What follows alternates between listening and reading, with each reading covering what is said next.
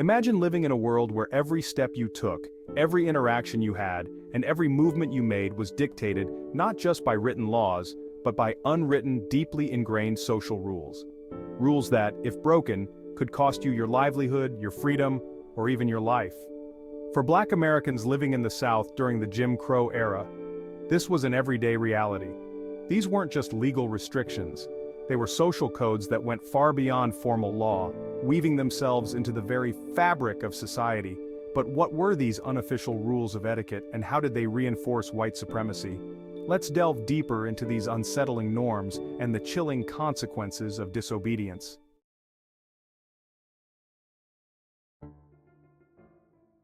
The Jim Crow era refers to the period of racial segregation and disenfranchisement that lasted from the late 19th century through the mid-20th century in the United States, primarily in the South. Named after a racist caricature, Jim Crow laws enforced a rigid system of segregation between black and white people. Public facilities such as schools, transportation, restaurants, and even hospitals were segregated under the false premise of separate but equal.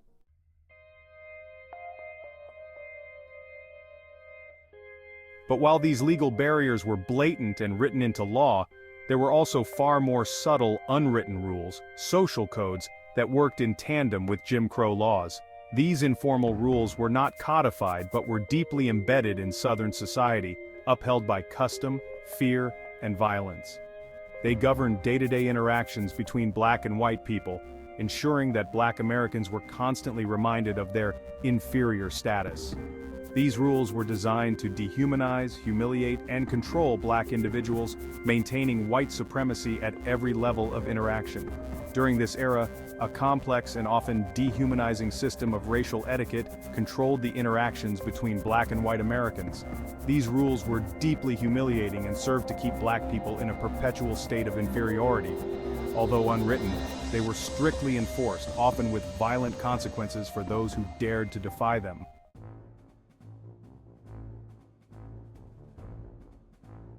Black people were expected to show deference to white people in all social settings. For example, a black man was required to address a white man as Sir or Mr., while the white man could refer to him by his first name or even use derogatory terms. Similarly, black women were addressed by their first names or called girl, regardless of their age. Meanwhile, white women were to be addressed with the utmost respect as Mrs. or Miss. This rule established clear social boundaries, ensuring that black people knew their place as inferior.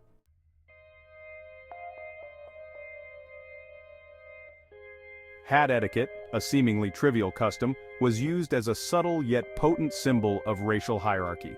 White men were not required to remove their hats when entering a black person's home, signaling their superiority. Conversely, black men had to remove their hats in the presence of whites, signifying their submission. This simple act was a constant reminder of the power imbalance between the races.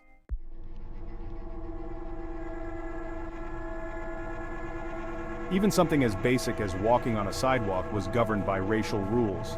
Black people were expected to step off the sidewalk when passing white pedestrians, a physical manifestation of their subordination. If a black person failed to yield, it could be seen as a challenge to the racial order, sometimes provoking violent consequences. Stepping aside reinforced the notion that black people were second-class citizens.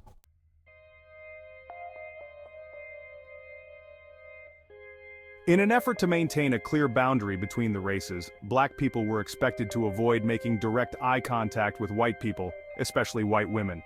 Eye contact in this context was interpreted as a sign of equality, or worse, defiance. For a black man to look directly at a white woman could lead to accusations of inappropriate behavior or worse, lynching.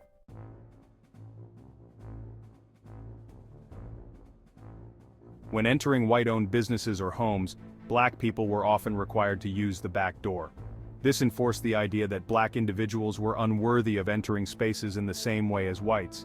Even in places of employment, black people were not allowed to share the same entrances or exits, creating a physical separation that underscored racial inferiority.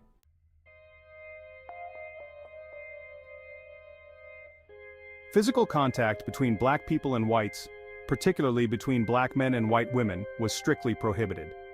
Even something as seemingly innocent as a handshake was fraught with racial tension. A handshake symbolized equality, and black men were not allowed to initiate this gesture with white men. To do so would be seen as an attempt to level the social playing field, a threat to the racial hierarchy. Violations of this rule often resulted in severe punishment or lynching.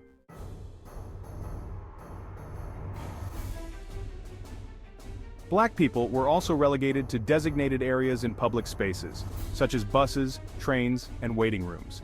If seating was scarce, black passengers could be forced to give up their seats for white passengers, regardless of the black person's age, health, or status. This practice was another method of reinforcing racial inferiority in everyday situations.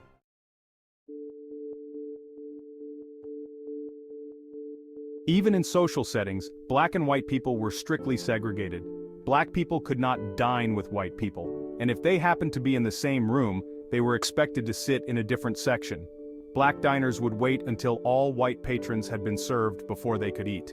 Public gatherings, social clubs, and events were all segregated, further entrenching the divide between the races.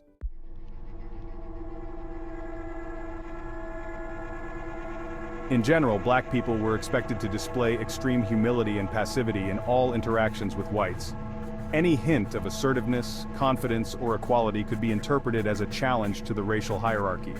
Black individuals who exhibited any sense of independence or defiance were often met with hostility, punishment, or violence.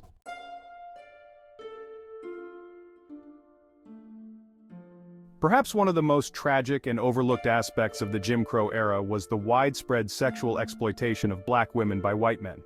This exploitation, which began during slavery, continued under Jim Crow, where black women were left vulnerable to sexual abuse, often with no legal protection or recourse.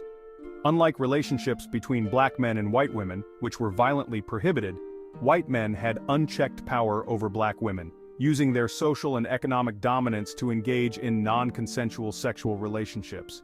During slavery, black women were frequently raped by white enslavers and overseers.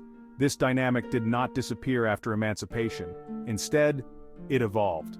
Under Jim Crow, black women, particularly those working as domestic workers in white households, remained highly vulnerable to sexual harassment and assault by white men. These relationships were rarely consensual. Economic dependency, social power imbalances, and the threat of violence meant that black women had little ability to refuse the advances of white men. Black women had virtually no legal recourse if they were sexually abused by white men. The racist legal system during Jim Crow either ignored or downplayed cases of rape against black women, while accusations of sexual misconduct involving white women and black men often led to lynching or other forms of brutal violence. White men frequently used their social power to silence black women, ensuring that they could act with impunity. Even if black women reported abuse, they were unlikely to be believed, and they faced the threat of retaliation. At the same time, white women often remained complicit, either turning a blind eye to the abuse or upholding the broader racial system that allowed such exploitation to continue.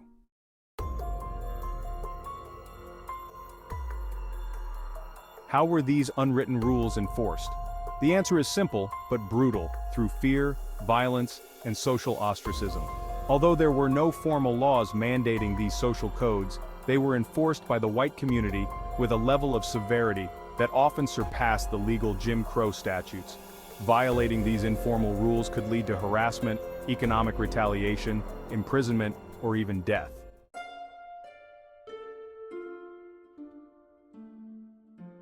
Lynchings were among the most horrifying tools used to enforce these racial codes. A black man accused of not showing the proper deference or engaging in any form of behavior that threatened the racial order could be lynched, often publicly, with impunity. Between 1882 and 1968, there were thousands of lynchings in the United States, with black men being the overwhelming majority of the victims.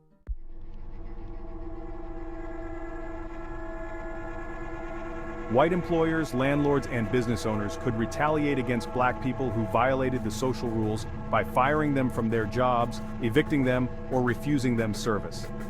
Economic punishment was a powerful tool to ensure compliance with the racial norms of the time.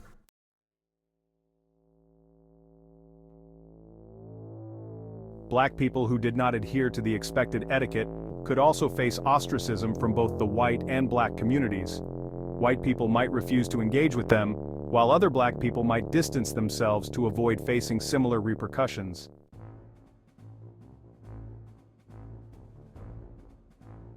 While Black Americans were the primary targets of these oppressive social codes, other racial and ethnic groups also faced discrimination. However, the degree to which these groups were subjected to strict racial etiquette varied based on region and circumstance.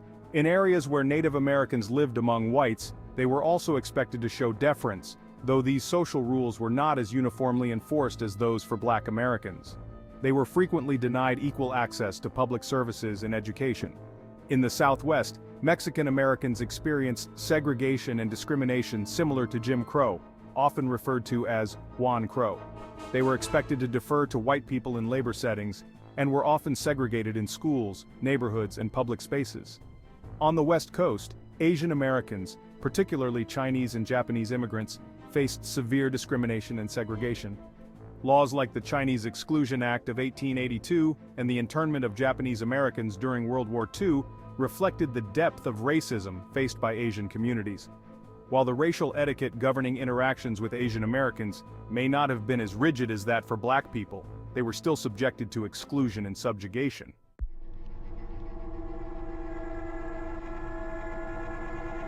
These unwritten rules were a key component of maintaining the white supremacist order in America.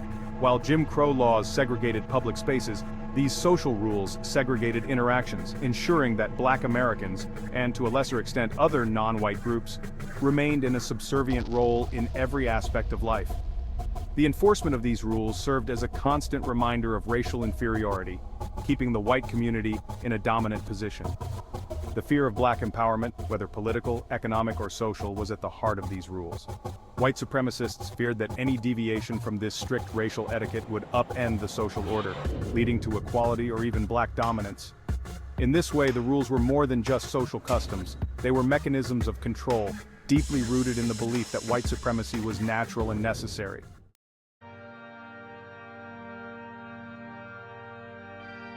The unwritten rules of racial etiquette during the Jim Crow era created an environment where fear and violence kept Black people in a state of constant subordination.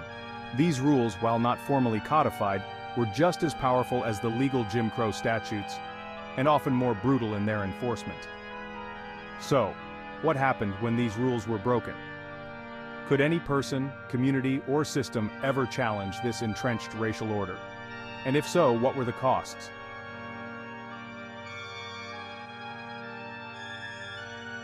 Feel free to like, share, and subscribe to stay updated with my latest videos. Thank you so much for watching.